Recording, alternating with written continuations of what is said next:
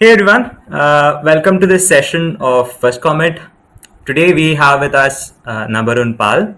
He's a contributor to the Kubernetes project, recently serving as the release lead for Kubernetes 1.21. He has also been associated with the Indian Python community and has been volunteering as the tech lead for PyCon India. So today we'll be talking about some of his experiences contributing to FOSS projects and a lot more about his general journey in tech. Hi, Nabarun, can you introduce yourself? Hey Devdutt, hi, thanks. You have already mentioned most of the things. So I just want to say that, hi, I'm Nabarun. I work as a software engineer at VMware. I mostly work on the open source side of things, even at my work. Other than that, I volunteer for a few other projects in my free time, although not being doing it actively much in the past 2-3 months. But yeah, that's my journey till now. So if you have any questions, you can put it to the public chat or just send it over to Devdutt. Yeah, great. Okay, so I think it's a great time to get started with some questions now. So we have prepared some questions that I think will resonate with anyone who's tuning in. So the first question that I have for you is, how did you start contributing to FOSS, like free and open source in general? So this is an interesting journey in the sense that it all started with like in my university when I went into university. I was passionate about computer science, but did not know much about FOSS. Although I am also not a trained software engineer, like my major was like much different. I'm self-taught. Um, so back in our university, we had two software related campus groups called SDS Labs and MDG, and IMG was also there, which is Information Management Group at IIT Roorkee. So they used to do this kind of sessions where they used to introduce students to FOSS, and we used to have like Linux installation parties, and that's where I started like knowing about FOSS. But my first contributions, I think, came 2 years later in my third year, when I started like seriously looking at software engineering as a profession and saw like value in like contributing to FOSS, to learn more things and to get my code reviewed by people. So that was one of the motivations that brought me into FOSS. Great. So talking about FOSS in general, there's also FOSS as in the community part of it. So you have been associated with a few organizations, and I think we should really mention about PyCon and your journey into PyCon. So uh, how was your experiences with PyCon, and how did you get to be the tech lead? Well, PyCon has been an interesting one. So the first PyCon that I attended was PyCon India 2017, and one of my mentors early on in my career, he's there in this call, Anand. So he motivated me to actually submit a proposal for PyCon India back in 2017, and fortunately, the proposal went through, and that's how like I that was my second speaking engagement, and it was really nice to speak in front of like 200 people in a jam-packed room. So that gave me more motivations as to start like doing it more seriously. And eventually, I got involved with PyCon India as in the organizing group of people only last year when I moved to Bangalore full time, and then last year we started like discussing amongst our groups like, hey, um, can we organize it in Bangalore itself? So we started like meeting in person before the pandemic kicked into action. We even like started booking places and all, but with the lockdowns and everything, we had to do it online, and that's how like I started volunteering more into the tech front of things. Um, Managing the PyCon India server, the website that you see, the blog architecture that you see right now. And we manage several other services, primarily the CFP portal, the mailing LIS server. So that's how like it all went through interest. Like I am very much interested in like operations side of things of software, and that brought me into the PyCon India fold, like as an active contributor. Um, and we right now are also like trying to overhaul a lot of different things inside the PyCon India infra, to make it more like easily manageable in the future. So there's a lot of opportunities for people here to contribute there. Uh, just join the Zlib channel of PyCon India. Great. Okay, so talking about PyCon, what's your opinion on like programming languages? In general, which language should someone start learning when they're like in their primary years of programming? That's a very interesting question, and this kind of keeps on coming. Um, so I always suggest people, whoever wants to start programming, start with something which is like a bit verbose, something like Python. So even like the programming language doesn't matter much in the longer term. What it matters is how do you learn logic and how do you interpret logic, because all you write is like so you have to be strong in mathematics first of all. If you know good maths, then you can automate all the things using programming language. One of the really interesting books that gets you started into the paradigm of computing and programming is SICP, Structure and Interpretation of Computer Programs. It's a book by MIT Press, and also it's available online for free. So, but it's a bit tough to grok around initially. But once you start doing it or start reading the book, it becomes like really trivial over the course of time. Then it's just about like choosing a programming language that you like and what suits the purpose. For example, um, if you are into systems, maybe Rust or Go would make more sense. Um, like if every programming language has a niche, and it also depends on the project that you really like and want to contribute to. Let's say if you use Linux and you are really intrigued by what's going on under the hood of Linux, and if you want to contribute to Linux, you have to learn C. So since I remember like most of the kernel is in C, but I am like, don't take my word for it. I did not contribute ever to the kernel. Um, so you get the point, right? Choose whatever suits you. But I started learning with Python because primarily because it resonated really well, it being verbose. Other than that, I think Go can also serve as a good example, but then Go is a very minimal programming language, so it's more close to C in like whatever functionality is present. But at the same time having a very extravagant and widespread standard libraries. So that's my opinion on it. Great. Now talking about languages, other than like programming languages, nowadays like people feel as though English and good proficiency in English at that is required to contribute to FOSS. Is that true? What has been your experience of like communicating with people in FOSS, and what are your suggestions to people who think they can't contribute because they don't have as much proficiency in English? I mean, like languages are really tough in the sense that we live in a country where there are like lots of different languages which are like first languages or mother tongue for people, and there is no common way of like unifying the same paradigm. Personally, like I am a native Bengali speaker, but been learning like English and Hindi since childhood, as my medium of education was English. So it was not difficult for me to get started. But if anyone who wants to contribute to software and wants to do it in any vernacular language, it's a bit difficult.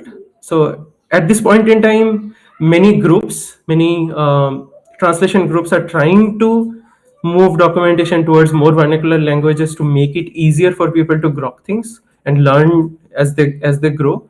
But at this point in time, I feel learning English is at least to a communication level where you can like read and understand through formal communication is a bit important, unless and until we go to a space where all of the content that we have on the internet is available in our vernacular language as well. So that's my take. Yes, that does resonate. Uh, hmm. Okay. I have one ask though. So if we can like turn on videos, whoever is comfortable, like not necessary, maybe we can make it more interactive, the session. Yeah, Just a I think, suggestion. yeah. So I'll be turning on my video. Awesome. Yeah, if anyone feels okay with like turning on their video, please do. Yeah. It'll be a bit more, yeah, understand. I like dialogues, right? It until now it felt like I'm speaking to my own screen. So if anyone wants to turn on their video or audio or wants to like do it more interactive, let this be like very open, birds of feather kind of session. Like we talk amongst ourselves regarding things. Yeah, Anand is Hey, there. All right, Hey, so yeah, awesome. Sorry for interrupting your flow. yeah. Okay, anyone else wants to turn on their video? I do note that we are on stream, so your video will be recorded, but please do feel free. Yeah, hi there, Vishal. That ask was really like that statement was really necessary, like code of conduct, and that you are recorded and whatever you speak and say is publicly available now. So All right, so I am using my phone for the questions, by the way. All right, so another question that I think should be asked right now is many of our viewers are probably like freshers or maybe they are still in college. And you, just like our first guest here, who was Gautam Veeramachaneni. So he's also an IITian, he's from IIT Hyderabad. And you are also an IIT. You are from IIT Roorkee, and I think it's important to bring out the reasoning, if there is any, behind our journey in college, or like if there is any reasoning behind that in FOSS, in your FOSS contributions or your FOSS journey. um I mean, it was not exactly like being from an IIT which helped. It did help in ways like people. So, what I've experienced till now, like 3 years, it's been like exactly around like 3 years since I've graduated from university. Um, it feels like whenever somebody sees your profile, it just gives that initial push. Other than that, everyone is at the same level. It all depends like what you have worked on, how you have shaped yourself throughout that period. And like during my journey, during those 4 years at Roorkee, like the networking and the peer group opportunities that you get are all what mattered. I felt like studies were like everywhere. It's the same when talking to my friends from other places. So this is what I've realized, that so you have that constant peer group which keeps like you keep on being motivated by each other, like whatever the other person is doing, you kind of like take a dig at it and see whether it is like good. Do you feel happy with it? So I tried a lot of things. First year it was all about like learning, figuring out, exploring that college life. Then second year I took a dig at like my core branch. I am from like material science, so I did try material science, and I failed bad at it. I was good at academics, but material science requires a lot of like it's more core physical research and less about like implementation. Obviously, there are like implementation opportunities, nothing like that, but that did not resonate well with me. I also did like robotics in college. Like 4 years, I spent almost 50% of my time giving to the robotics section. But then that also I took it as a like hobby, and whereas like programming was a real passion, and which developed throughout that peer group and like talking to people, like understanding what others are doing. So that gave a constant push. Yeah, that's the point I wanted to take out actually. That your peer group matters, and that getting to know or like explore a lot more things from your college years is very important. So I also Yes. come from an engineering background. Like I'm an engineering student right now, and I'm in my final year, and I'm at this college known as Model Engineering College. We are a very small campus. It's like literally just one building, and Vishal knows that. So we are just one building, but the peer group, oh man, the peer group is like it has helped me a lot. We have one of the largest number of GSOC alumni from just a single building. You get that right. So yeah, and that helped me a lot. It pushed me towards striving for better, and I think that peer group, like the fish in the ocean kind of thing, does help you a lot. And yeah, so what are your points out of that? The peer group, other than like, how can someone emulate a peer group if they don't have that in their college? So, like platforms like this, so you have this first commit Telegram group, right? So joining there, talking about things like, and then joining. There are specific IRC channels where like beginners uh, mingle with like professionals who are already established in the community, and they're like, so two groups that I like keep on hanging around. One is like Learn and Teach. We are on Libera right now, libera.chat. So if you use any IRC client like IRC Cloud, you can just join the libera.chat server and then join um, Learn and Teach and DGPLUG. So even if you don't come from like even if you don't study in an environment where you can't find that peer group, try seeking that peer group elsewhere. There are lots of meetup groups there. Start attending meetups, start asking questions around, start talking to people, start making friends. So one of the biggest things, or one of the best things that has happened to me in my first journey, is the friends that I made, is the connections that I made. So I can talk to a lot of people. I can ask a lot of people for opinions on what I am doing, or ask them to just review code, or if I am writing some program, if I am feeling bored, I can just drop a Google Meet link to any of those groups, and then, hey, can you folks just join in and do pair programming sessions? So trying to find that peer group is certainly difficult, but then Yeah. start going out, like start getting out of your comfort zone. Don't be the best in your group. Be the average in your group. Start thriving for that, trying to be the best. So that's what I feel like. Even if you don't study in IIT, that's not the end of the world. Like, and I don't believe in that model of like when I see a lot of content around us saying, "Hey, tier three, tier two, tier one, just come out of that shackle." Like, doesn't matter. It really does not matter now.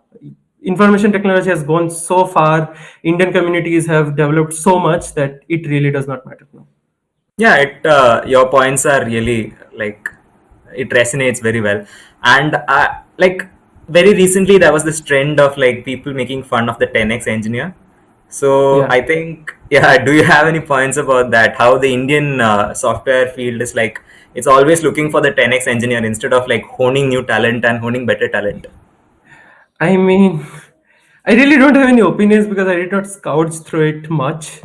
Just that it's like, so I have been striving for generalism till now, like being a generalist, knowing things. So start searching for the breadth knowledge first, like whatever is there in the world, then try to find what amongst those 100 things that you like and go deep into it. So do a breadth first search, and then go like with level depth one, and then search for that one thing that you are really passionate about. Go deep, even if you don't like it, like going through maybe doing a few projects in it. Just switch, because now you know what else is there. So even that is important, and you get to know a lot in meetup groups as such. Any questions from the chat, or maybe like someone who's on the video wants to ask a question? Please go ahead. You are now unmuted.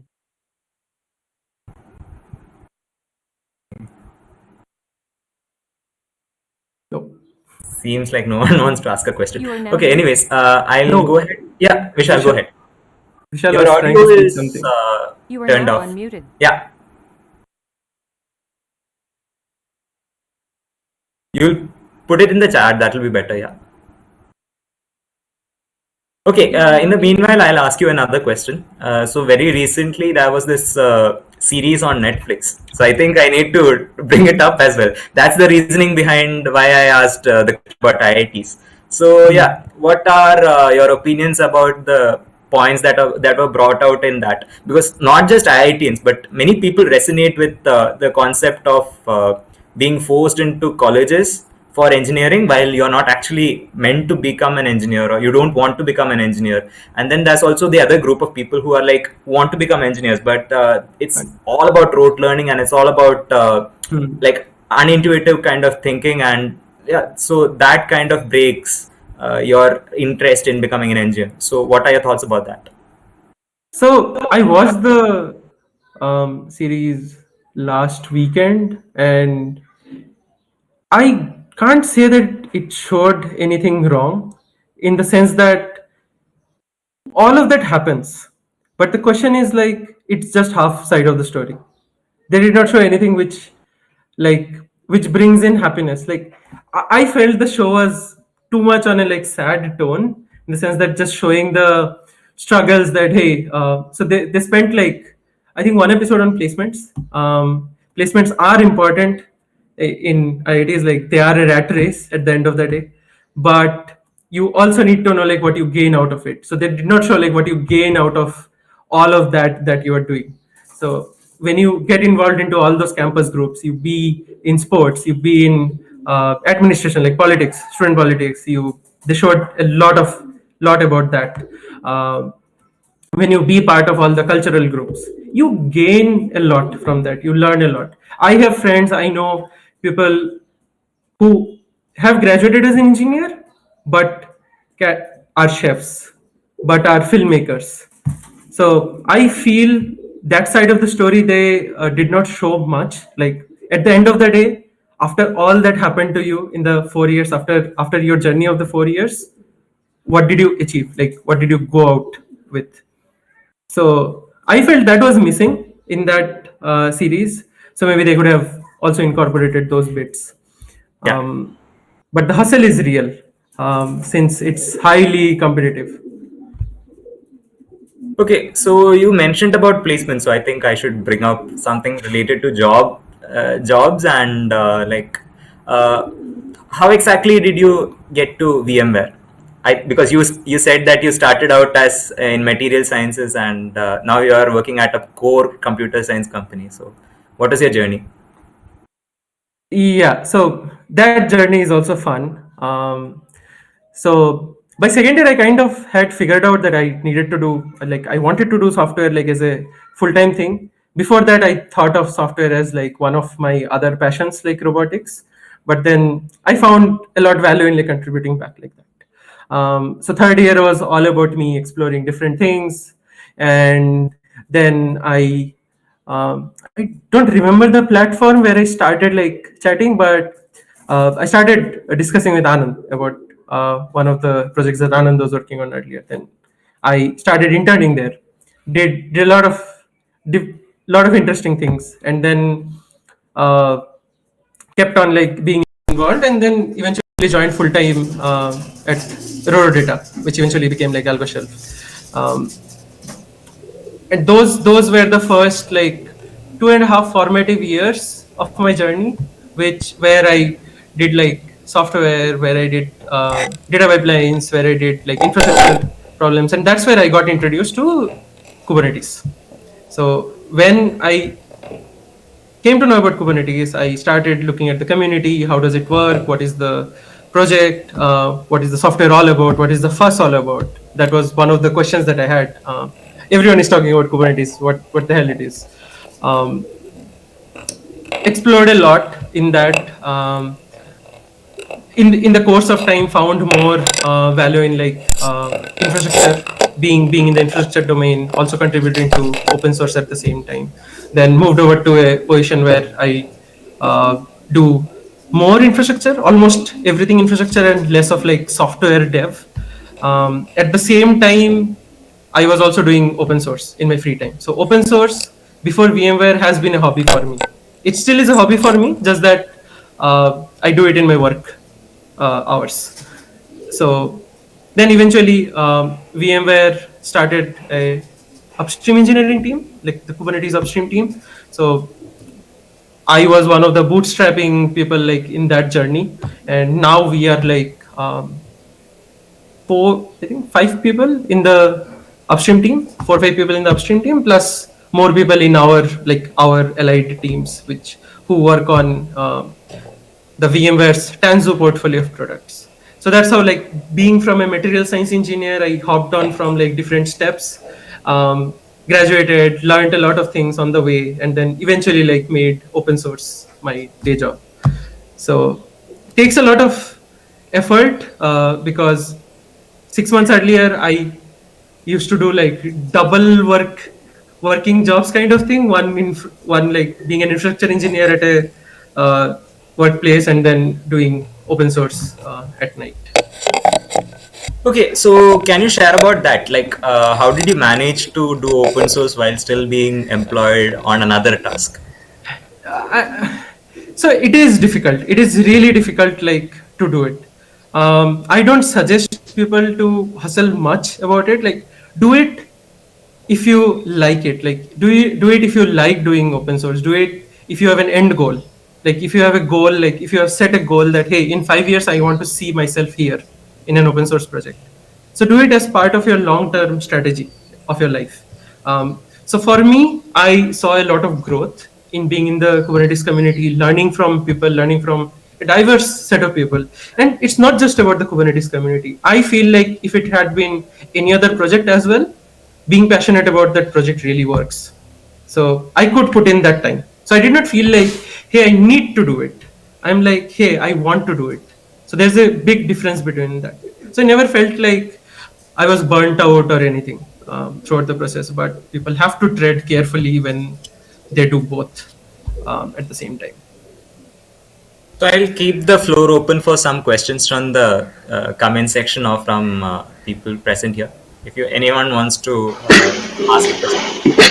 Yeah, so I have a follow-up question to what Nabarun asked. Okay, so so it looks like quite a challenging thing to kind of do your job and kind of contributing to the project, right? I mean, did it really like? So, are there any better experiences from your journey, right? I mean, does it affect you kind of health or your personal relations or relations with your peers, like working so hard at work and doing that? So that's something that I would like to kind of hear. And any lessons that you kind of, any things that you want to say to others, like do this or don't do that kind of stuff. Yeah, one of the things I would like to say is keep your working peers involved in what you do. So, like, it's all a symbiotic thing, right? So if there are some setbacks in your open source journey, it will be reflected in your work in some way. So having that balance and having also like some part of your work time involved into it, and your workplace being like a bit cohesive about contributing to open source is important. And like since you asked like do's and don'ts about it, one thing everyone needs to understand is, every budding software engineer needs to understand is, don't fall in love with your code. Don't fall in love with what you write in open source, in day job, or anything. Everything is perishable. Be that daring that if any day you wake up and you don't like your code, then you can just rm minus rf all of that. Like, should never be emotionally involved with your code. At the end of the day, your mental peace is very separate from what you do at work or OSS scene.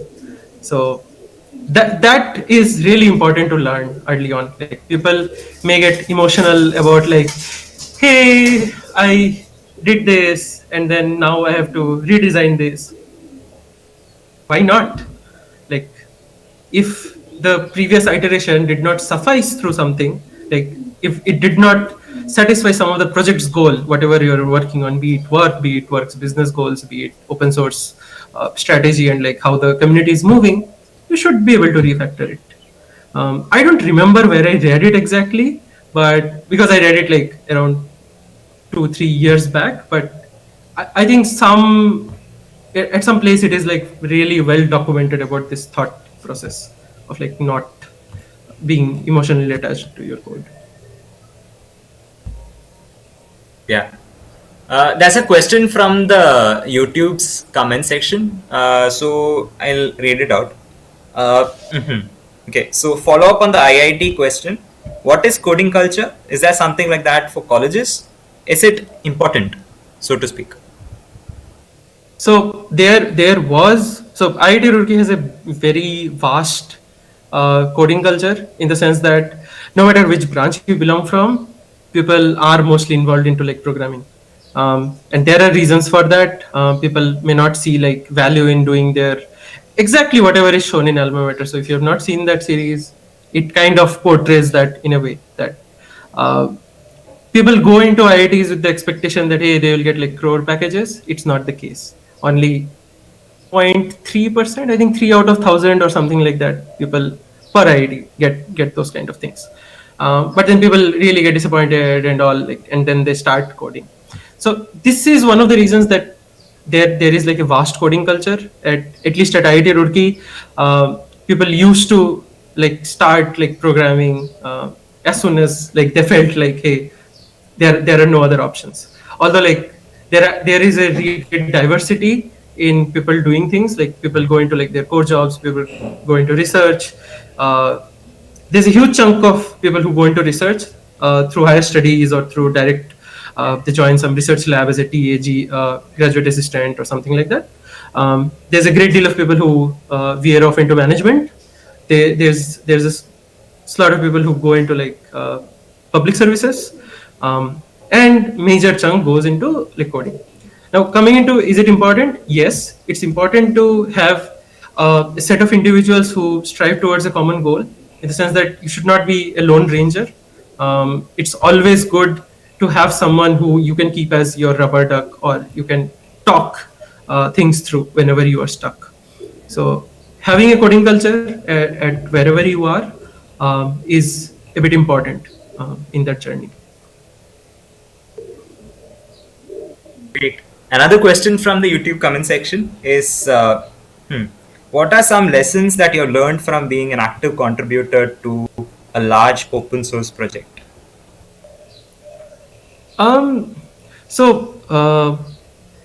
There are certain things that you can learn from a large project like this. Is like never think that you can learn, like never be in that pursuit that you can learn everything of that project. Like at least I know for Kubernetes that there are very few people who know all throughout the code base. There are some people, but majority don't. So strive to focus your area.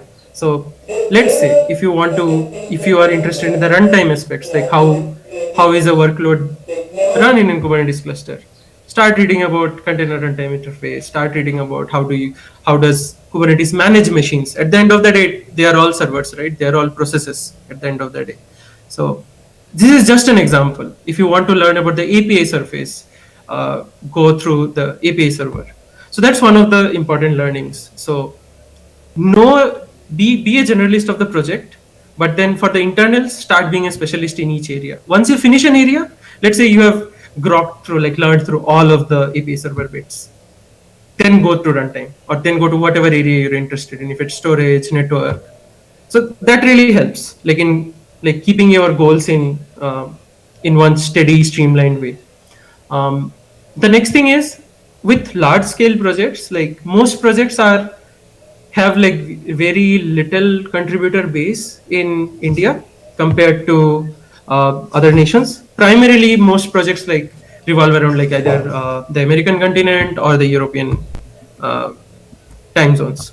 So be a little bit like free in that sense, like that meetings will be at odd periods, but there is no necessity that you have to attend the meetings. At least in the Kubernetes project, we record all meetings so that people don't need to like stay up late for meetings. And we also emphasize a lot on like communicating asynchronously over mailing list or Slack threads, or like just put in a note, wait for the other person to be active in their time zone, and then they may reply in time. So these two things are really important in a large project, and also like whenever you are starting your journey into such large project, find someone who you can look up to. Find a mentor. You don't ask people going through like, hey, I am interested in Kubernetes, what to do? That is a very vague question. Even in any other project, don't ask like, I want to do something, what shall I do? That serves the mentor no purpose. Like this is a very vague question. The mentor does not know like what do you want to contribute to. The mentor does not know what your interests are in general. So you need to go and ask like, hey, I am interested in contributing to the Kubernetes documentation, let's say, and here I see is the repository. Do you know if there is any active active area of work that needs contributors that I can help out with? So this kind of questions helps the mentor a lot, helps the community a lot, like in shaping your journey into the community. So this is how like we feel that whenever a new person comes in, that the question should be framed like this, like, hey, I am interested in XYZ. I saw that there are such things going on XYZ. Can you tell me how can I be involved with people contributing to XYZ? And then the mentor can basically loop you in with people. So those are my learnings, at least. I think we are going to go delve a bit more deeper into that. But before that, I think since you talked about PyCon, there's another question about PyCon itself. It's asking for your pitch, like asking you to pitch for PyCon. I don't know what exactly they mean, but it's a comment there right now. I mean, what should be the pitch? Like, it's the biggest Python conference in India. Come join us. Like, buy a ticket, join the conference, meet people, watch the talks. Talk recordings are also available later. So don't just come for the talks, come for the community. Like, meet people, make connections. At least those are my takeaways, and that's what I sell PyCon India as. Not even PyCon India, like any conference has to be sold like this. You come for the experience. So, and if you want to propose a talk, we have, I think, 10 hours left to our CFP deadline, 9 hours and 18 minutes. So hop on and propose a talk.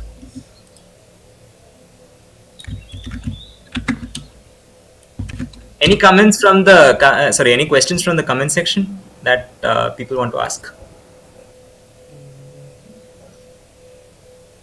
By the way, if like there are two people here who can also pitch for PyCon India. One, we have Anand, who was one of the initial members who started PyCon, and we have Sayan, who is like being shown as like Litti Chokha. I don't know why he does this on live streams, but he was the chair last time. So we do have people from Go ahead, PyCon Anand. India. I think that will be a great like use of time right now. I let Sayan do that.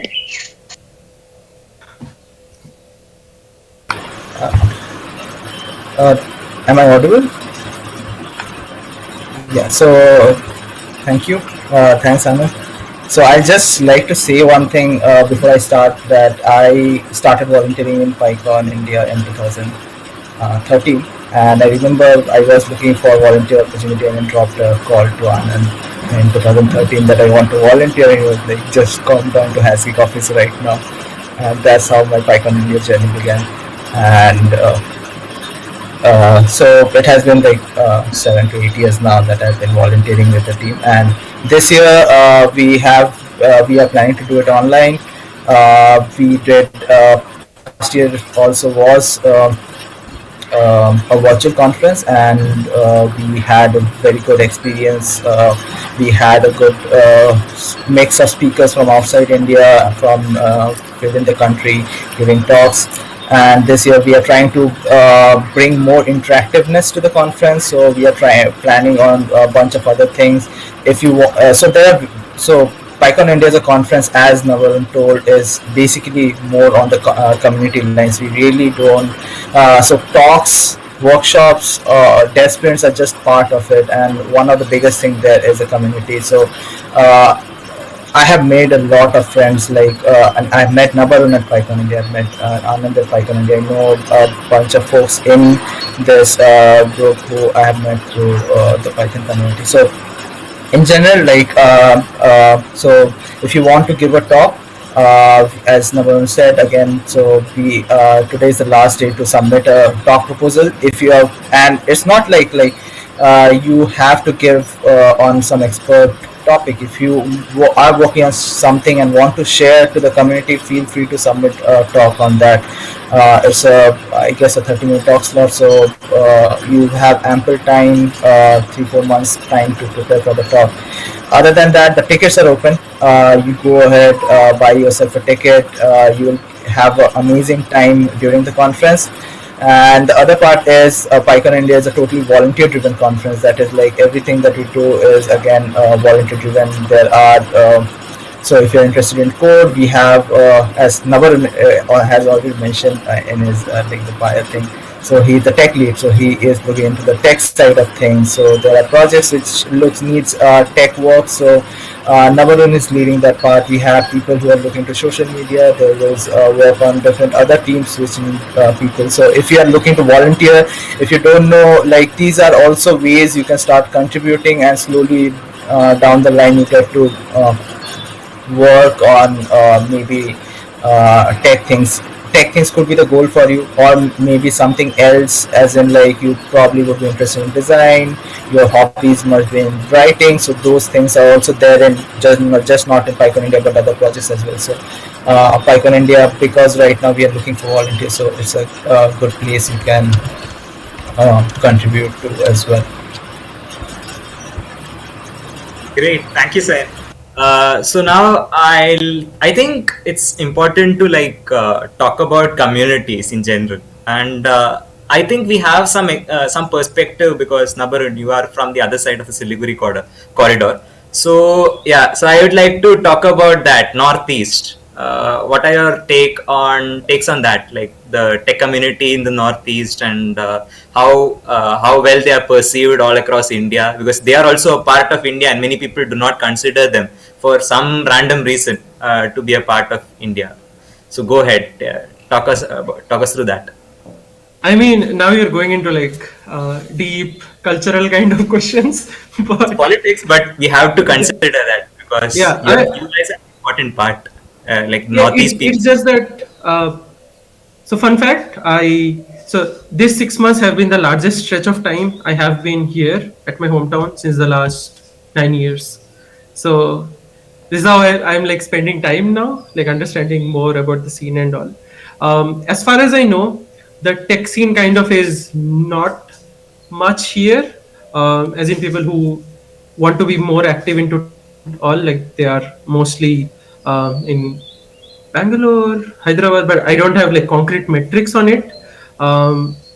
We do have people here who stay in Agartala but then work remotely for several projects and several I would say contract places. I don't know what do you call them, but they work remotely. I have two of my friends who work remotely for an offshore company. So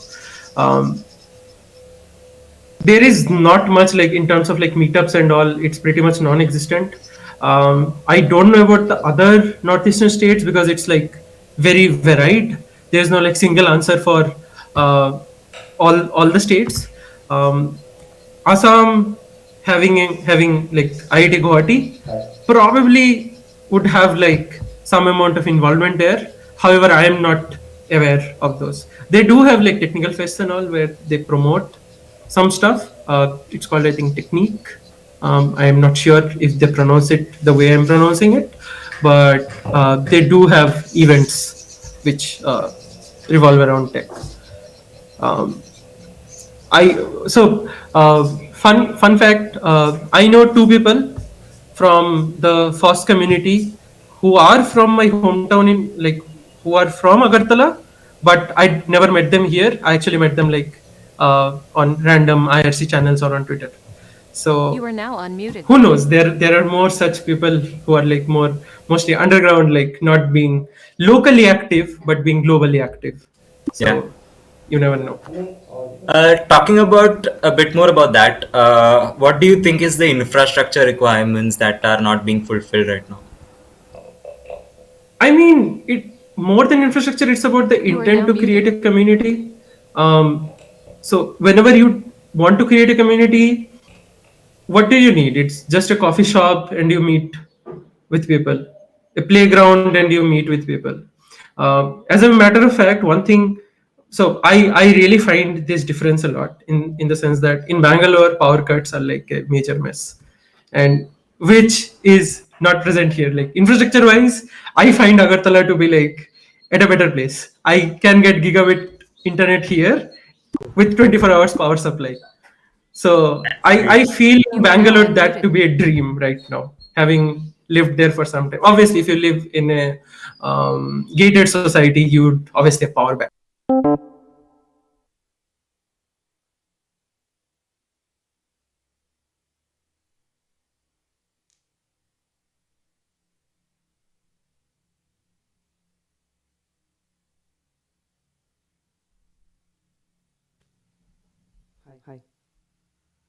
Realtel came in with fiber. Two companies doing really great in like hyper local internet propagation through to each home. Like it took me 1 hour to get an internet from, like I got quotes from 3 providers in like half an hour and then went with one. So in a way, I don't see like infrastructure lacking a bit. Although like if you want to get things delivered, it's a mess in a way because you need to, the deliveries get routed through Northeast, like Assam, then come to Tripura. So Yeah, I think that will be fixed in some time now because the Bangladesh corridor has been built through Bangladesh. yes, Okay.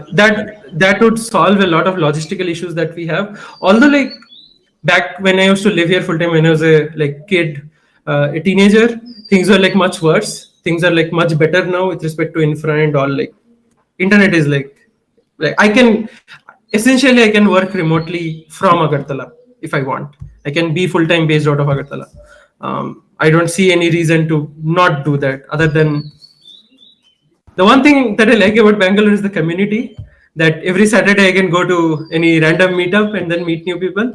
That's what I like the most about there. So we diverged a lot from the original question, but yeah, that's the Like if you're not considering the how do you say this? So do you think you can pitch for like Agartala or maybe like the places in Northeast for someone who wants to do nomadic kind of absolutely, absolutely. If you I'd love to do that. if you have that privilege of like working remotely for your job, move over. Like, and if you, so the weather is a bit harsh compared to Bangalore is a lot more uh, chill and unpredictable weather. Here it's like right now it's 37, so I can turn on my fan because it creates noise and I'm like sweating because of like it's 37 degree and literally sun is like glaring at my face. So that is one issue that you may face, but other than that, infra wise you would love it. Like you would have like treks to go to, you would have, so everything is like really peaceful and like serene here. One weekend you can go to one particular place, another day you can go to another place. So if you want to move to Shillong, there are places to live. If you want to move to Tripura, be my guest, come live at my place for a few days, for a month, whatever. I'm like willing to host you. Obviously, after the pandemic gets over, Yeah. nobody's coming at my home without a vaccination. So, um, so yeah. Shall I add some?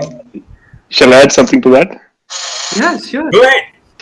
Yeah. So the one downside that you kind of forgot to mention is like if you want to do a startup, you'll have hard time hiring an grad from IIT come and stay in your city. You know what I'm talking, right? Yeah. Yeah. So that's the beauty of remote work, right?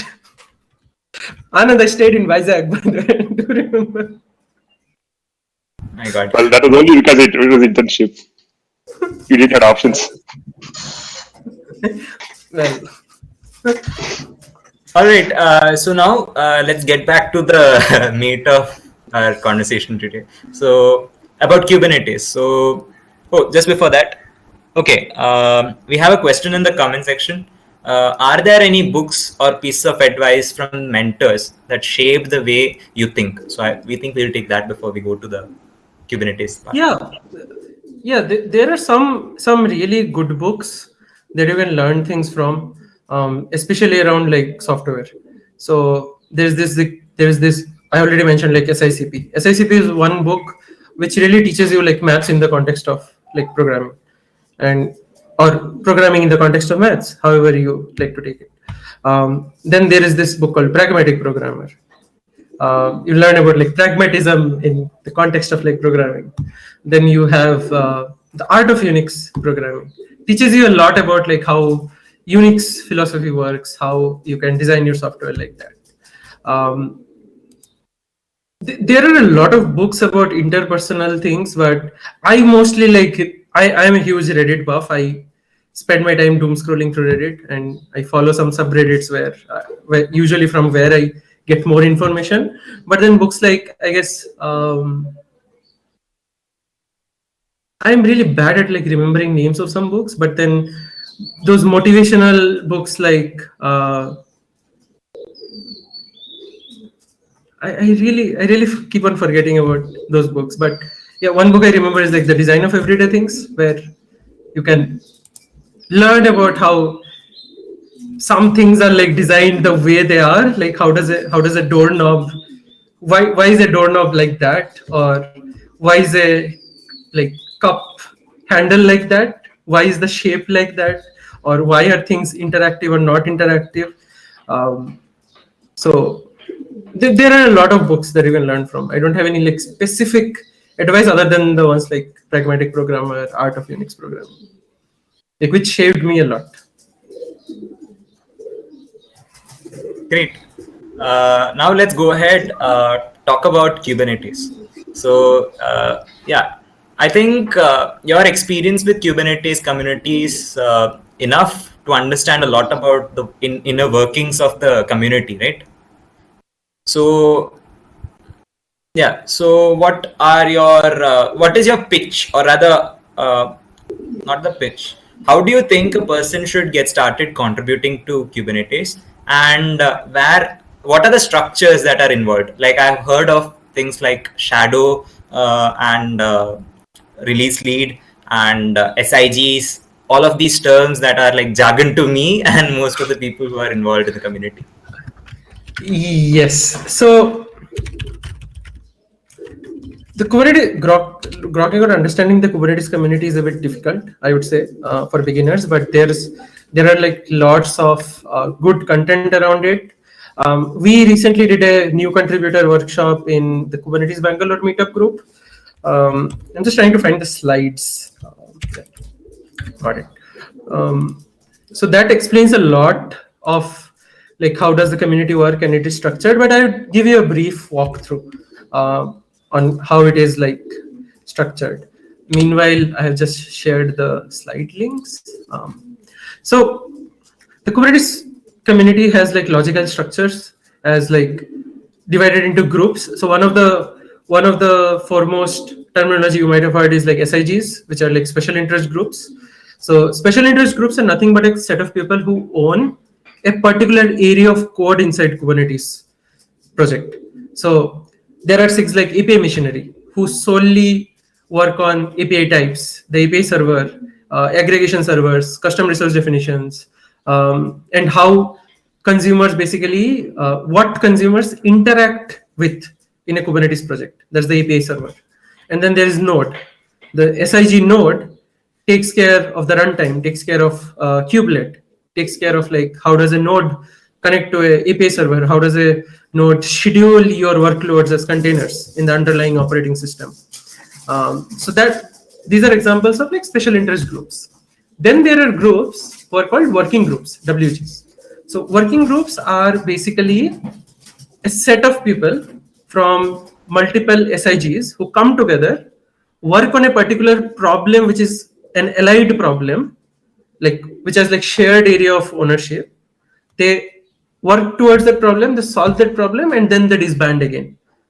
but usually like work groups are like a bit long term. In the Kubernetes community, when short term is like maybe 1 or 2 years, like in terms of like even a feature's life cycle. There are then user groups, so big data user group, or like machine learning user group, or like there's a VMware user group. And then there are committees. Committees are only 2 or 3: code of conduct committee, steering committee. So they basically overlook certain parts of operations. Like steering committee talks about like how do they steer the project, if all the SIGs and working groups are at their optimum working efficiency, if there are any conflicts, they try to resolve them. Code of conduct committee, obviously understandable by the name itself, they take care of any code of conduct reports, incidents, violations, or like mediating between reportees and respondents. So that's how the community is like logically structured. Other than that, since you asked about like the shadow program as well, so it all boils down from like mentoring initiatives inside the Kubernetes project. There are a lot of different mentoring initiatives. One of them being shadow programs. So a highly successful shadow program is the release team shadow program, through which I actually grew through ranks in the release team. So I joined as a like one sub team's shadow, like an enhancements team shadow. Then enhancements team basically collects and tracks features for every release. So I became the lead for enhancements in a cycle. Then I shadowed the release lead itself, who took care of like all the teams. Then I became the release lead in the last release. So that's how shadow programs are like meant to mentor new contributors into like joining higher ranks in the project. Consider them as like internship positions or like apprenticeships, just that they are not formal, as in like nobody would give you a certificate or anything. Certificates usually like don't have much value in the community. It's all about the work that you can showcase, the work that people know that you have done. So that's did I miss anything, any part of your question? I think you went through a lot about that exact question, but I would like to add something there. Like I'd like to ask about your experience as a release lead. Oh, so it was really fun leading a release, and it was also fun like leading a release from India. So I think I was the first like non-US, non-EU. I don't know if anyone was there from EU, but certainly like the first person who led a release from the Asian continent. So it was really fun experience like driving it. Although like it also pushed me into like starting more initiatives, which makes it easier for people from far flung time zones to even like join the community. So one of the big blockers, so the community is a lot inclusive in terms of like race, gender, all those kind of parameters. But one of the things when you have like globally distributed communities is how do you manage time zones. Time zones are really hard, scheduling is really hard. So a few initiatives that we took, starting not just from my release cycle, even before that, we started like having more mirrored meetings. So apart from doing the meeting which is at night for Indian time zones and like morning for US TZs and afternoon for European time zones, we started afternoon or like early evening for them. We started having a meeting which caters for the Asia Pacific time zones. So started having an early meeting. So that's where we wanted the release team members from the Eastern time zones to actually join in and pitch in for their whatever they want to discuss, whatever concerns that they want to get resolved, or in general talk.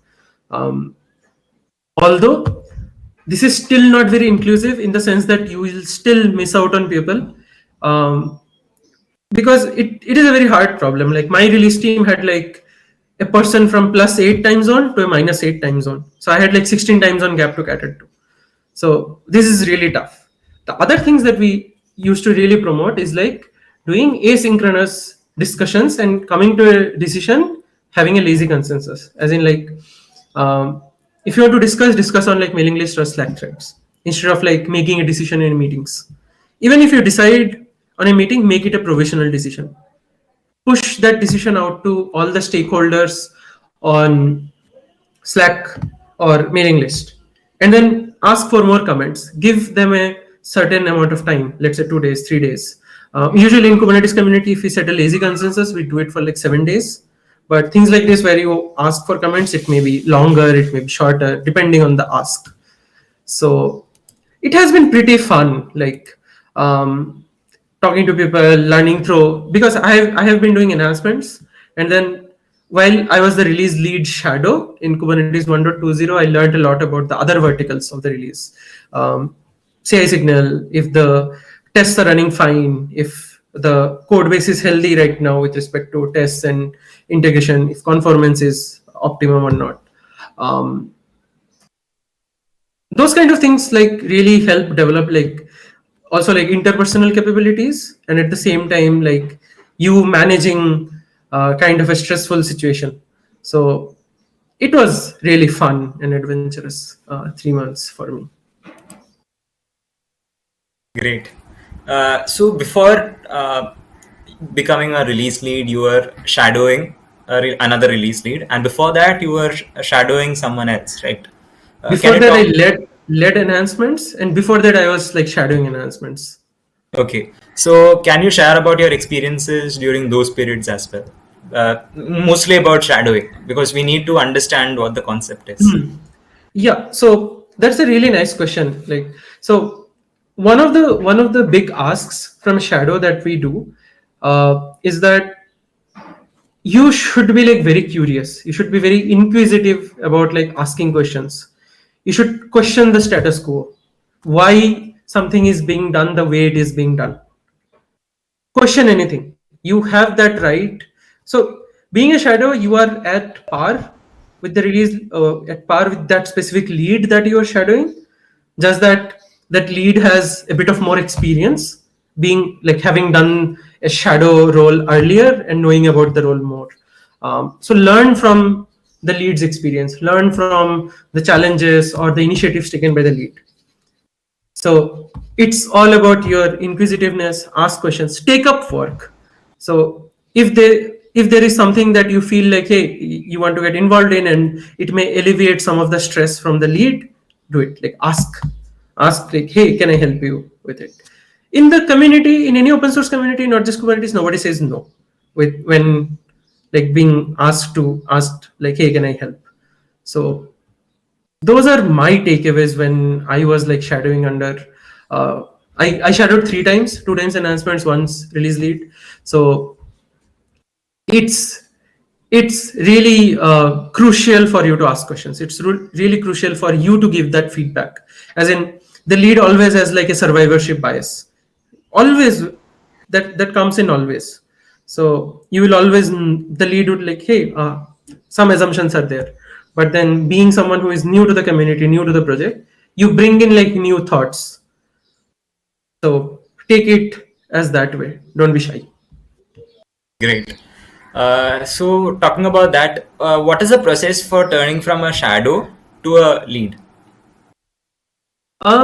It's just letting the lead know that, hey, I want to be the lead. So usually, like one of the jobs of a role lead or the release lead is to actually vet shadows throughout their journey. As in, where did they start from? How much did they get involved? Where are they now? Can they take decisions as a lead?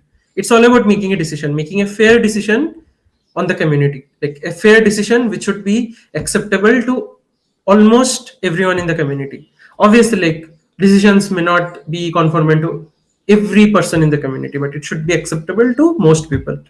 So those kind of understanding and like decision making, the lead vets throughout the cycle, and then the lead may ask one of the shadows like, hey, can you um, do you want to lead next cycle? And then the shadow also has to decide like, do they have time commitment to do it? We really don't want someone to take up the role and then get burnt out. This is not our aim.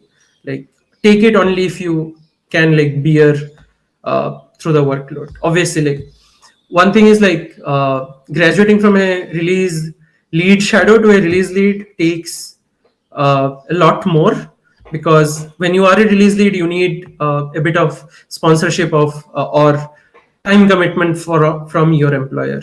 So for me, it became a bit trivial, because when working at VMware, my job is essentially to contribute to Kubernetes upstream.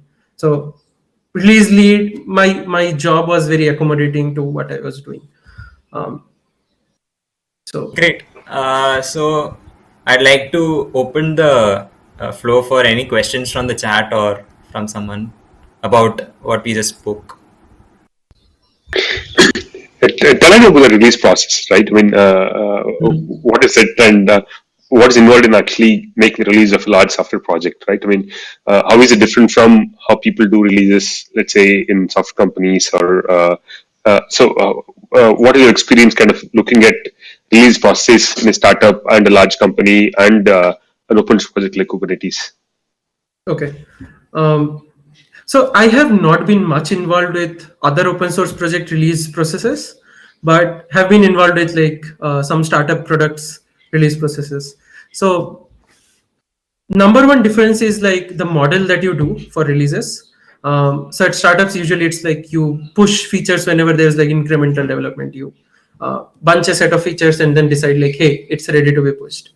At Kubernetes, we have like also in startups you can have like predefined release schedules, as in like you will schedule monthly. You'll schedule like as in the Ubuntu project does, like April and October releases, .04 and .10 releases. So in the Kubernetes community, the release timeline is 4 months now. It has been increased to 4 months with only 3 releases per year from this release, like 1.22. In the first, so we divide the release timeline into 3 parts: first third, second, middle third, and the last third part of the process. In the first third period of the release timeline, what we do is we ask the community which features that they want to include as part of the release. So we ask all special interest group leads, like, hey, as part of your SIG roadmap, do you have any feature like coming up for this release? Do you have anything planned as new feature, or you're graduating them to like beta or stable, or do you want to deprecate some feature? And they have to make this ask by let's say 3 or 4 weeks into the cycle. And in between that, they can even start like working on those features, or they can even wait for the collection period to end. Doesn't matter much. Like it depends on like how much conviction you have like with the features that you have added. And then there's the period when you code, you merge your things, and at the end of that middle third, we have a timeline called code freeze. From that period onto the release day, the master branch is basically frozen for any merges. So all the feature development stops. All we do after code freeze is to check whether the CI is working fine or not, whether the state of master is perfect or not. So in between code freeze and release day, we try to ensure that most of the bugs are resolved even before we do a stable release. And that's a holistic view. And in between like code freeze and the release day, we do have like documentation deadlines or test freezes. Like test freeze is a deadline which is like 2 weeks post code freeze. It is just meant to give the contributors a little more headroom, so that even if they miss some tests, or some tests are like not behaving as they were supposed to, they can like introduce more tests or augment those tests, or also improve like conformance, or also improve the E2E behavior of that particular supposed release. Documentation is also merged during that period. And all throughout the release, the CI signal that I keep on mentioning, the state of the CI, if the CI is healthy or not, we keep on monitoring all throughout the release. And we also release like alpha and beta artifacts even before the stable candidate. So how we do is like we publish around, it keeps on differing between releases based on the timeline and how you think about it, but every 2 weeks we strive to like do one release artifact which is an alpha or towards the mid of the cycle it becomes beta, and after code freeze we kind of publish and release candidate. This also differs. So it has been in this when do you publish an alpha, beta, and RC? The concrete dates are always in flux because the timelines keep on flexing around due to external factors like holidays and all. So summarizing what I told, firstly, it's collecting features that will go into a release, then making sure that those features merge in completely, and at the end, making sure that the master branch is healthy and the documentation is put in. Then we just cut the release and publish the artifacts to the public domain. And obviously, after that, there's some PR around it, feature blogs, release blog, webinars, all those. I hope that summarizes. Or Anand, do you have any follow-up questions? Yeah, thanks. I mean, so one thing that it really summarizes the release process. One thing that it doesn't answer is it looks like the development actually happens outside these 4-month cycles, right? Most of the development happens. It can, yeah. So the development on master is frozen just during that freeze period, code freeze, from the code freeze day to the release day. Other than that, you can develop all around the year. So it's 1 month in each cycle, which means 3 months you can't really merge anything to master. You can still work on your feature branches and prepare it for the next release. So that is certainly possible.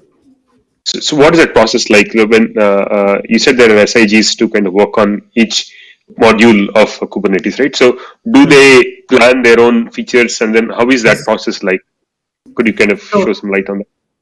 Yeah. So usually the feature planning happens through artifacts called Kubernetes enhancement proposals, just getting inspired from Python enhancement proposal. So we call them KEPs, Kubernetes enhancement proposals in the Kubernetes community. They are basically feature design documentations. So all of the SIGs or those stakeholders of code, if they decide on to develop a feature or graduate something, they create that document. And the technical leads or the chairs of that SIG or the reviewers or approvers, as we call people with special privileges in the Kubernetes community, they kind of vet that document and ensure that it is okay to be part of the Kubernetes product. So we entrust them with this decision. And this process can happen anytime throughout the year. It is not really pinned on the release cycle. So think of the release cycle as like a train. So a train comes in 3 times a year, and any baggage that you want to put onto the train, you can put it if you want. If you don't want to, you can let the train go. So that's how you can understand this analogy. So we follow some kind of a release train model in the community. We really don't block releases. If someone says hey, I want to do this feature A, can you block this? Can you block the release for me? No, unless it is critical for the product, unless without this feature or fix, the Kubernetes artifacts won't be conformant, we won't entertain those kind of requests. And so I think one part of your question was how does it differ from a startup's products release process? I feel in a startup which grows really fast, you usually don't do it 4 months release. You probably would do it monthly, or you would put even more frequent depending on the maturity of the product and the kind of the stage that you are in your product life cycle. So it also varies a lot. Yeah, so I think that answers, right, Anand? Do you have anything extra to add? No, thanks. That's all. Yeah. So another question that is regarding that has come into the chat box, so I'll read it. What difference do you feel in contributing to an open source project as a hobby versus as part of your full-time work? Interesting question. So when open source becomes your full-time job, you obviously get interested with more responsibilities. As in, now those responsibilities are codified somewhere in a charter or something that you're supposed to work on. So as a hobby, it felt like okay. So one difference I already told, like the time management. Right now, I don't have to like essentially put in time to the same project after work. So right now, how I do is I put in time to Kubernetes as part of my work day, and then the time that I used to earlier put into Kubernetes as a hobby or open source as a hobby, I put into other things. Um, like find other projects. So one thing to like juniors, although this is very unrelated to this question, is find a hobby which is not related to computers. Like as computer engineers, we often forget that we have a life outside computers. So find a hobby which is like not related to computers at all. Painting, cooking, baking, like gardening. Find something that resonates with you. There must be something that you would really like after like having that grunt of like working on software all throughout the day. So that is a real big difference which happened to me, as in when I started working on Kubernetes like as part of my full-time job, I got a lot more time to myself now to think through things, to find more hobbies. I can put more time on other things other than my laptop. So that is one big difference I felt. Yeah, I'd say that this has been also echoed by Gautam, our first who was our first guest in this series. So he talked about how he used to be always on on his laptop working for Prometheus. So you know Prometheus, it's also part of CNCF. So it's like the larger organization that's connecting all of Yeah, us. So I I am think. also part of CNCF. I have worked with CNCF last year. Okay, Oh, getting out of that concept here, sorry, that topic here, about hobbies. What are your hobbies? Because Gautam does cycling, he also does baking and all of that. So, what are your hobbies? Share some about that. yeah. So this is something that I am also exploring right now. Like, what do I like other than computers? So there are several things which are related to computers, but not exactly like very much disconnected. So I fiddle a lot with mechanical keyboards. So this has become one of the big bane of my existence, as in like I feel it. I feel very like bad right now to not order keyboards that I like, but then there has to be a line. Otherwise, I would just get like blasted on by my mother. Like, why are you buying so many keyboards? Apart from mechanical keyboards, I'm like trying to put my hands into like photography. Also, again, like not very unrelated to computers. So one thing that is not related to computers that I'm trying to do is like more of like cooking, learning to cook, because it's time now that I should start like learning more, other than like making Maggie or pasta or simple stuff like egg curry. So I need to learn more things. So that's where like I am spending time. Um, Gautam and I had this discussion about like finding hobbies and all. So cycling also interests me, just that the time is not good right now in India, and I feel really scared like going out with cycles, at least on Bangalore roads. So that's one thing. Yeah. Talking about mechanical keyboards, Atul, the guy who sold you the hand rests. Yeah, I did not buy that yet. Oh, you didn't But buy it. Okay. yeah, so that is also interesting story. So when I started talking, like when I started asking Atul, then I found out that we have a lot of common links. Again, so we know we have a common acquaintance. We both worked at the same place at different points in time. Um, so there are like, so that's how like I come back to my point of like make friends in the community. So things will like you will keep on finding like connections between random people you meet. So we never met, we never talked, but then he was like suddenly he asked me, "Hey, you wanted road?" I was like, "Yeah." And then it's like I did too. For I interned there for a few months. I was like, oh, interesting. Then he was like, do you know this person like XYZ? I'm like, yeah, he used to work when I used to work. So it's like, nice. So this becomes like a real good hook. Like you keep on like encountering friends in the community. So He makes told me sense. about Anand also buying, like trying to buy. I think I am not sure. Anand. Mechanical keyboards. No, not mechanical keyboards for sure. Okay, okay. So I think He it's he just you. makes he makes Yeah, good palm rests. palm rests. Yeah. Wooden palm rest. So I wanted to buy one for this keyboard, but then once I bought this keyboard, then I felt like my hands are big enough, like so my palm does not hurt when typing on it. So that was the reason I did not buy. Sorry for the deviation. Anyone wants to ask any questions from the comment section can ask it now, or we'll move on.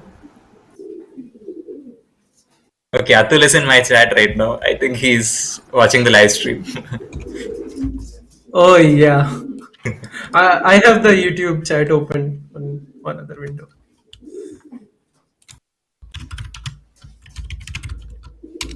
All right. Any questions? Okay. All right. I think we'll go back to the questions then. Sure. Just a second. Okay. Yeah. What do you think is next for you? Like other than all that I we talked, mean, like in I'm open source and contributing to Kubernetes. I'm just trying to grok through and learn more areas into Kubernetes, wherever like my workplace is working on. So we believe in this ideology of like where open source is even driven by some needs. It can be business aligned, it can be anything. So like aligning more towards like what is needed in the community versus what is needed like downstream, and then like trying to bridge through things and then understanding where we as upstream teams inside VMware can help around. So I'm looking forward to that more. More involvement in the Kubernetes, other SIGs of Kubernetes, specifically like API machinery, CLI, and apps. So trying to build more or go through more of the code there and try to understand what is going on. So if anyone here is interested in like how we are learning through internals of Kubernetes, if you Indian folks, not I did not start. Some other people started these sessions where they do a walkthrough through the code base, mapping from external concepts to internal code base concepts, and trying to make sense about it. So this is like a really like learning opportunity for you all if you want to join. So I pasted the link to the Slack workspace, how you can join. And we folks from India hang out in these specific channels. So if you go to the hashtag #InDev channel, I posted it to the big blue button chat if anyone is listening on YouTube. So I don't know like how you propagate both Yeah, of we those can do things that. around. Okay. I think Vishal will do that, right? Okay, that would be really helpful. Cool. So if you go to the InDev channel and look at the pinned message or the description of the channel, you will see a codebase walkthrough doc. So if you want to get involved, like just look out, like follow the InDev channel, follow the conversations. Even now, right? Go there, join the Kubernetes Slack, say hi. That's all it takes to be part of the community. It is not much. So Okay, talking about contributing as a newbie. I think some of us here will not have as much of an understanding of Kubernetes as is required to like get started even. So, what do you think would be the right way to get in? so Like, how much knowledge of Go is also required? That's something that I. yeah, so one of the this is a very frequent question that we encounter in the community. almost everyone would say like you don't need to know anything to start contributing. Actually, all you need is like that motivation, that reason why you are contributing. You should have a reason, you should have an end goal. Do you want to learn more about distributed systems? Do you want to learn more about a programming language? Do you want to learn more how an open source project work? So you can have like infinite number of motivations to get started. So be clear about what you want to do. And some people also feel shy and have that imposter syndrome, like, hey, I don't know this, I would not be able to contribute. It's not like that. So there are a lot of contributors. So all you need to figure out is why do you want to contribute and what area do you want to contribute to. So why is something that you have to answer yourself.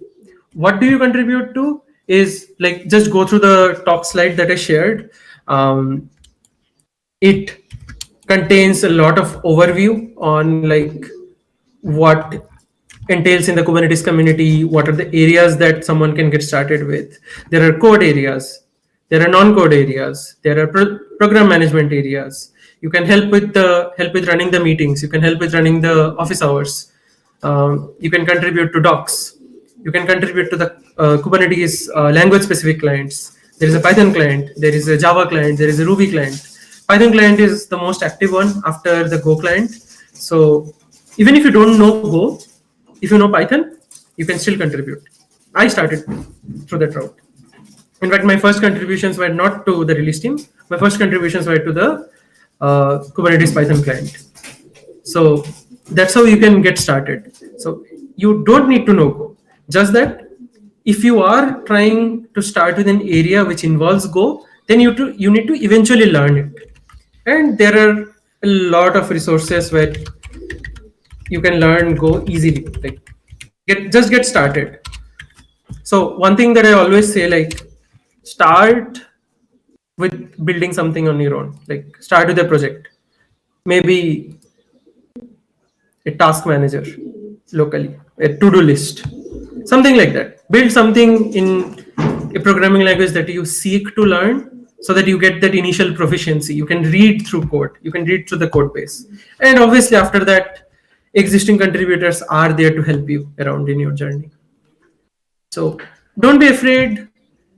Find the reason why, then find what do you want to contribute to. Then just drop a message to people who are contributing to that area.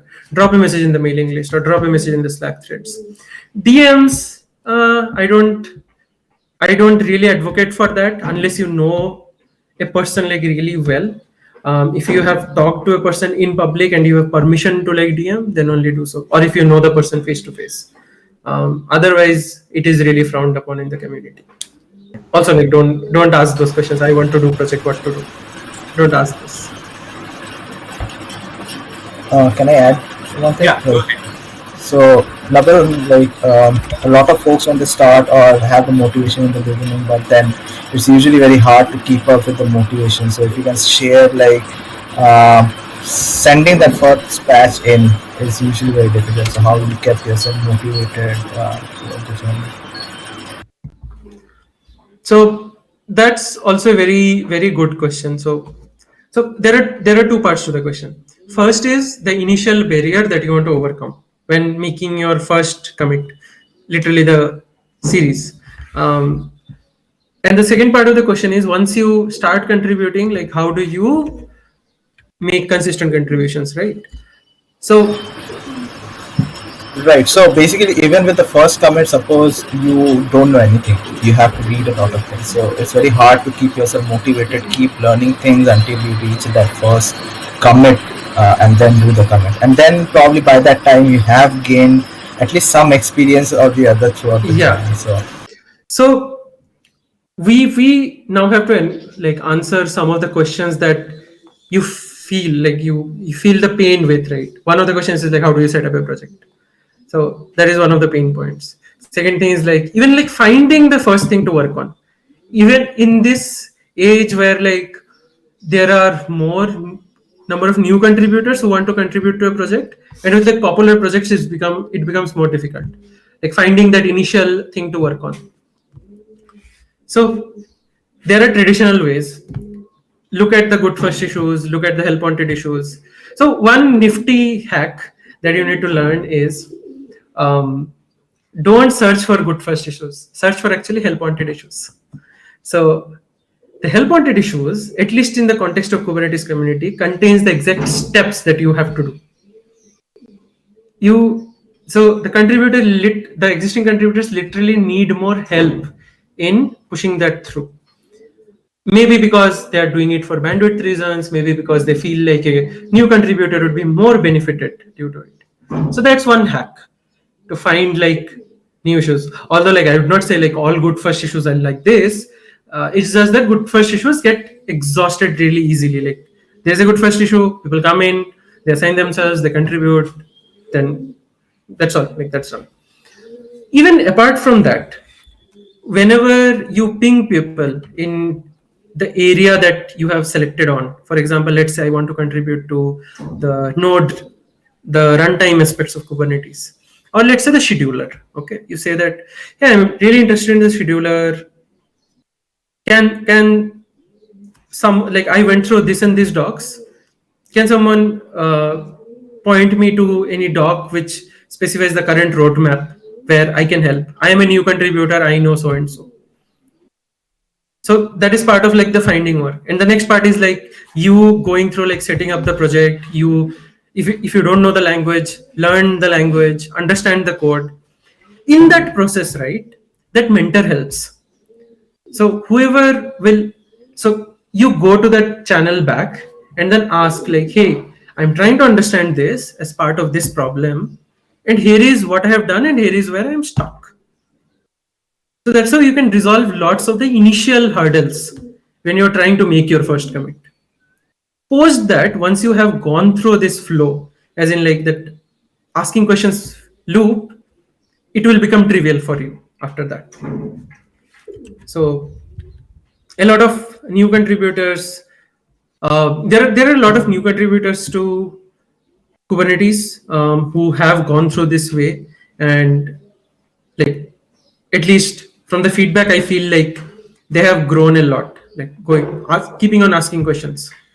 So that's one essence.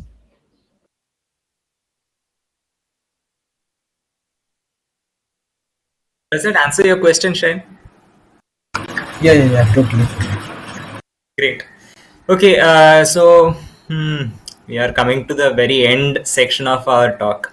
So before that, anything about open source in general or about FOSS that anyone wants to ask? Go ahead, ask Nabarun.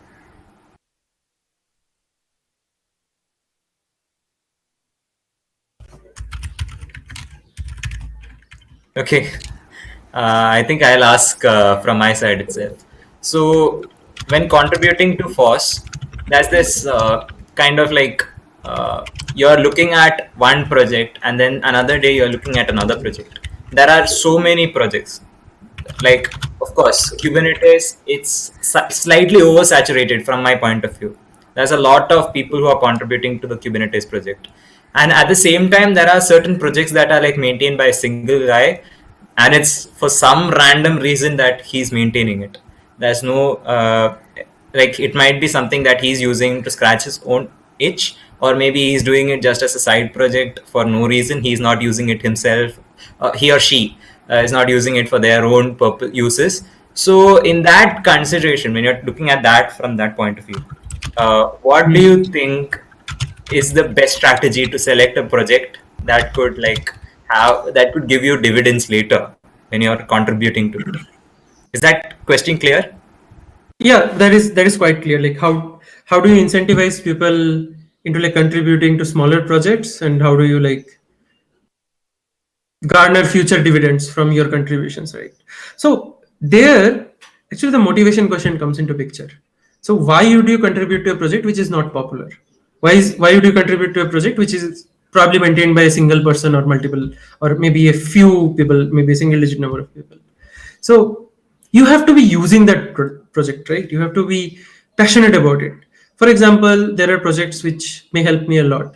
There's a thing called, I think, DPIs or something, which basically reminds me every 15 minutes or at a set period in time that I have to take a break.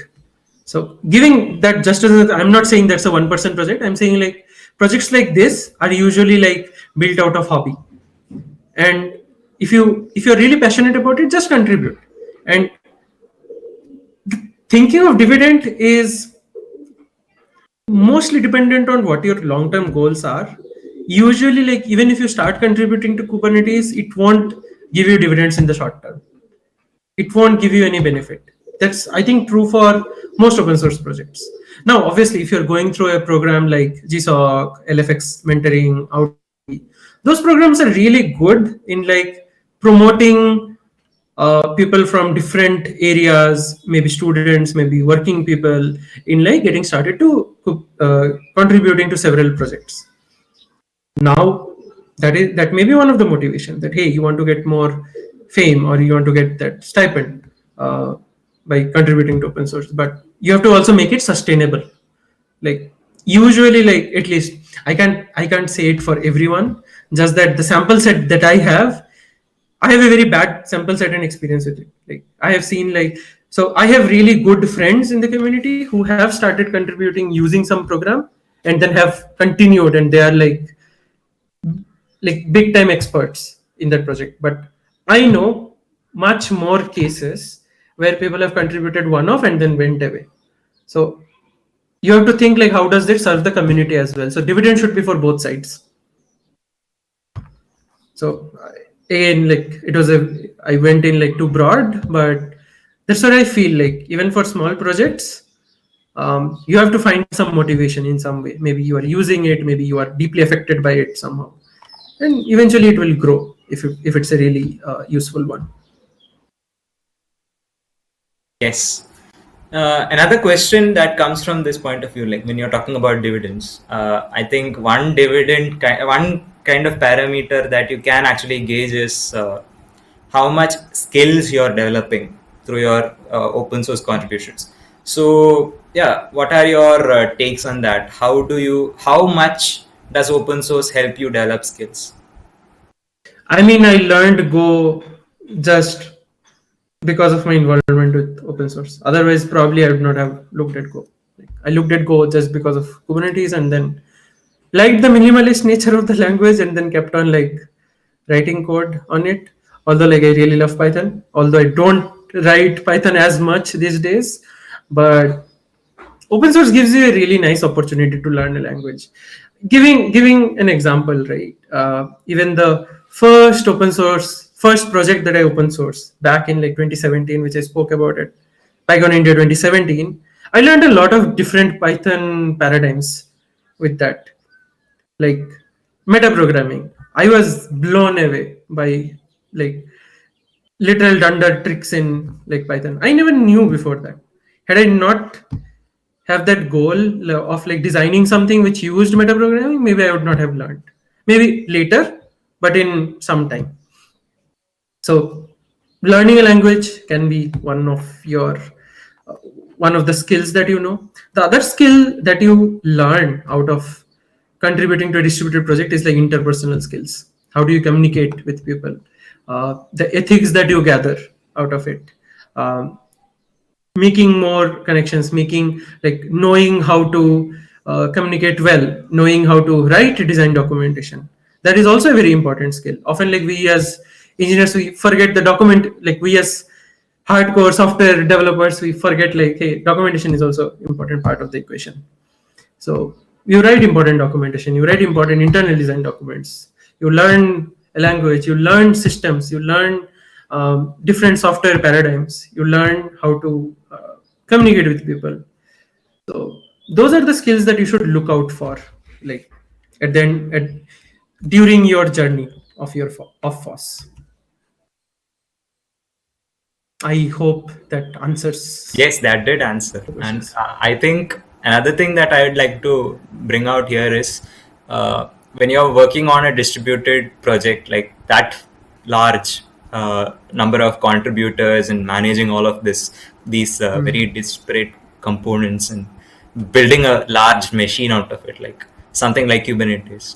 So it's a very big ask, especially for the maintainers or the people who are maintaining all of this. It's like a it's like a company that is being given up for free, like a product that's being made by a company that's working entirely free of cost. Yeah, so talking about that, Kubernetes, or rather many of the open source projects that are being put out by all of these corporate giants, it seems like it's like very unintuitive for them to be contributing to the open source environment. But they also have their own requirements out of it. So when you're working at VMware, what do you think are those like? Are there any such requirements that are being asked out of you? As in, They want to add a feature that's that comes from their own requirement and it's not part like that. yeah, that sums up the question. Okay, so those kind of asks are very natural because you have a product which is based on an open source project. Now, whenever we think of such feature sets or asks, we usually like try to map that to an upstream initiative, like an initiative that is going on upstream. So either it will align really well with how the community is going, or the community already may have an extension to it. So I can speak of Kubernetes on this. Even like Linux kernel also has kind of those properties, as in there are a lot of extensible ways that you can extend the Kubernetes project. For example, let's say whenever you are trying to create a resource, any kind of resource in Kubernetes, not just workloads but some metadata, you can specifically specify something called an admission webhook, or and so just think of it as a third party logic that you have written, which the Kubernetes API server can call as part of processing that request. So let's say if we have a downstream product task which involves this flow. So the question next would be like, why not just build an extension, which is much easier, which is even easier for the downstream project. So on one hand, in the Kubernetes community, we're going through changes where we make almost everything like modular. Even recently, a few people have been tinkering with the idea that the Kubernetes control plane, the API server, just make it bare bones. It can handle any kind of resources. So it essentially becomes a data store, a query layer for a backing distributed data store called etcd. So there is a prototype for it called KCP. It strips out everything, like all of the types, like pods, deployments, all those things, just keeps the core API resources that are needed for its own functioning, but then it does not have anything. So you can build anything with that. Essentially, it becomes like a query layer, CRUD layer for doing. Obviously, there are more objectives. I have oversimplified it. So don't go by the oversimplification, but go by the ideology. Great. Are there any questions about what we have talked about up till now from the chat? No, I think there are none. So, okay. So another question that comes to mind right now is when you're talking about a project like Kubernetes, or maybe like Prometheus, or all of the other projects that are built under the CNCF. So they are maintained and built under the CNCF. That's the Cloud Native Computing Foundation. And yeah, so how does someone navigate the kind of communities that are being built around FOSS projects? Do you yourself have any other involvements other than in Kubernetes across the CNCF field, to say so? So I am not involved with any other project as such, but I am involved with the CNCF as a GSOC admin for the whole GSOC program as part of CNCF. As in, I am one of the org admins for CNCF, and that's my involvement other than Kubernetes. So I'm just focusing on Kubernetes at this point in time. Although I follow a lot more other projects like etcd, containerd, runc, which are directly related to Kubernetes, which we really care about because we kind of vendor those in a way. Like we depend on runc, containerd, and etcd a lot. So I keep on following those projects, not contribute actively, but then if someday, like as part of my wave machinery work, if something comes up with etcd, I would be obviously like willing to like help out there. Yeah. And then also there's this recent trend of like data on Kubernetes, Duck. Yeah, so that's also an interesting paradigm. I'm really looking forward to how that turns out. How we kind of store stateful information in a stateless system. So I'm really excited to see how that gets shaped. Okay. I think another question that I could ask from my personal, like selfish kind of viewpoint is basically I've been working on a project which is I won't say it's exactly like this, but it's stateful in the sense that it does take some state and needs to keep that state there. And then, so academically speaking, this is an academic project that I'm working on. And Hmm. academically speaking, what do you think are the avenues that someone can experiment on? Because you guys have a lot of new things that are coming up and a lot of experimentation that's happening in the Kubernetes field. So, where can someone find something like that in the Kubernetes community? Are you asking specifically about like academic interests in Kubernetes or? I think Um, the question is basically you have a community that's building a product that's like it's looking for efficiency, looking for maintaining such large distributed systems. So in that, there might be components that require a lot of experimentation for improvement, and that might be some field that people can use to do their thesis or like academic work on to improve and build on. So do you think that's some place that people can find resources to work on? there are no concrete resources as such about like research opportunities on top of like Kubernetes, if I say it as an example. But any kind of drastic change, what do you mean by research at the end of the day? It's about like trying to find better ways at doing things which are not present or which are existing, but then it's not unoptimized. So it in my opinion it requires a lot of like background context as to how the project works. But then I guess like when you're doing a bachelor's thesis, you may not have time to delve much, maybe during master's thesis, but that's also like of 1 year. But then if someone is doing a doctorate thesis, or maybe they will have like time during their exploration phase to actually understand the project, any project, and then try to find like optimizations that they can do as part of their exploration in their journey of like earning their doctorate. Just taking examples here, not like very vague kind of proposition. Also, you might have seen that debacle which happened a month. Some people were trying to like game the Linux patch system to gain in gain some data about like University of what, Michigan, yeah, Michigan or what is the name? Yeah, Minnesota. what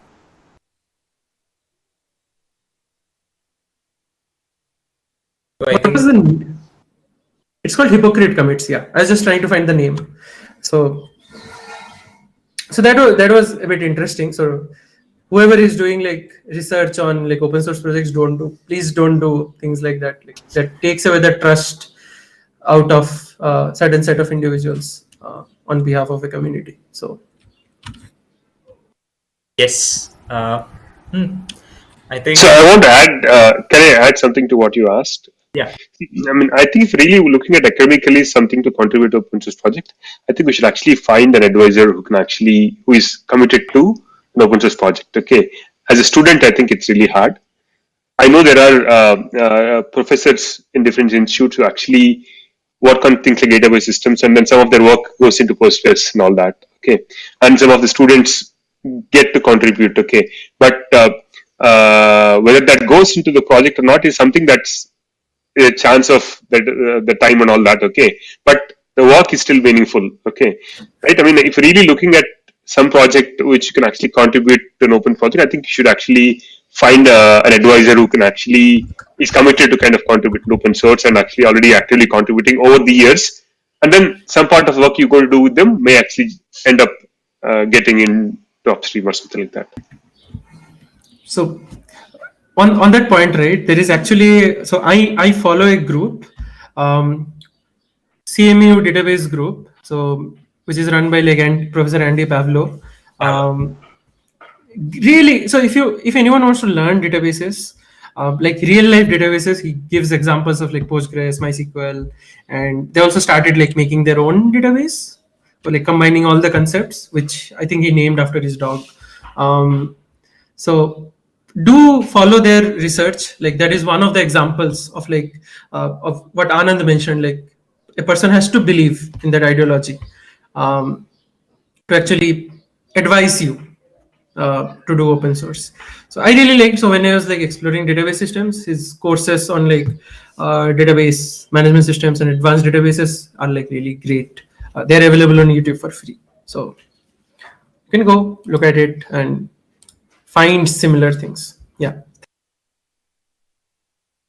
Yeah, I think we are coming to the end of the talk in that case, the conversation that we have had. It's great. It's been great talking to you, Nabarun, and also thanks to everyone who has participated today. We'll be logging out before 4 o'clock because there's another event that's happening at 4 o'clock. So we don't want to cause any issues for people who want to participate in that event as well. So do you think it's okay to like go off stream right now, Vishal? Yeah, thanks everyone for joining in and attending. It was really nice, like talking to you all. I'm anytime available on the usual communication mediums, so please feel free if you have anything to ask, have any doubts that you want to get resolved as part of your open source journey.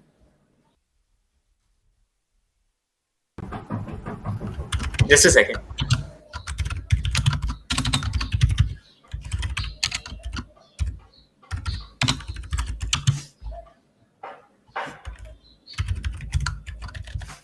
Is my internet lagging? Just a quick check. No, right now, no issues. Okay. I was hearing you stuttering a bit, so.